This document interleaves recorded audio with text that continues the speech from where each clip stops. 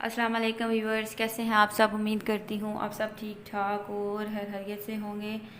तो आज मैं बना रही हूँ कुछ डिफरेंट, एनर्जी से भरपूर और बहुत ही मज़ेदार। तो वेजिटेबल्स देख के तो आपको पता चल ही गया होगा कि मैं क्या बनाने लगी हूँ। जी हाँ, मैं आज बनाने लगी हूँ जी मिक्स वेजिटेबल। तो उसके लिए मैंने सारी चीज़ें रेडी करके रख ली थी। गाजरें, आलू, मटर, शिमला मिर्च, टमाटर, प्याज। मैंने इन सारी चीज़ों को काट के रेडी कर लिया है और बनाने लगी थी। तो मैंने सोचा कि क्यों ना ये जो डिश है अपने यूट्यूब फैमिली के साथ भी शेयर की जाए। तो वेजिटेबल्स तो आई होप सबको पसंद ही होंगी। तो शुरू करते हैं जी। ये ली थी मैंने वेजिटेबल्स और पैन में मैंने डाल दिया है ऑयल मैंने डाला है 1.5 चम्मच। तो उसी में मैंने एक बड़े साइज़ का प्याज जो है वो काट के इसमें डाल दिया है और प्याज को अब इसमें करेंगे हम फ्राई। ऑयल में अच्छे से फ्राई करेंगे, 7-7 चम्मच हिलाते जाएंगे। ये देखिए जी, प्याज फ्राई हो चुके हैं, कुछ ब्राउन है और कुछ नहीं है। तो अब इसमें डाल देते हैं टमाटर डाल के तो इसको जो है वो चम्मच हिलाते जाएंगे, क्योंकि टमाटर में होता है जी पानी। तो जब डालते हैं तो कड़क करके इसकी आवाज़ आती है। तो इसलिए जो है वो कैमरा थोड़ा सा पीछे कर लिया था मैंने।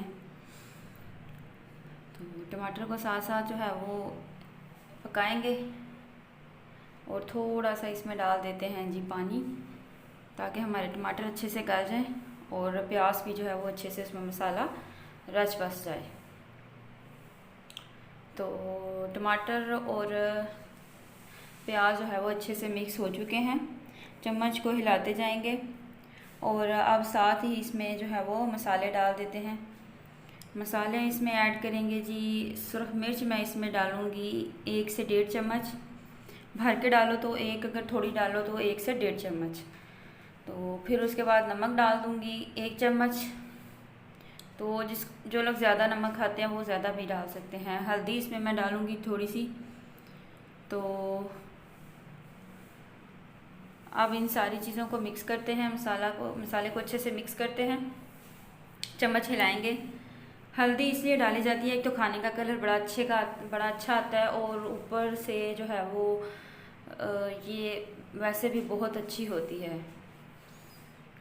तो आप लोग भी डाला करें, जो लोग नहीं डालते खाने में हल्दी तो उसमें जो है वो ज़रूर डाला करें आप लोग खाने में।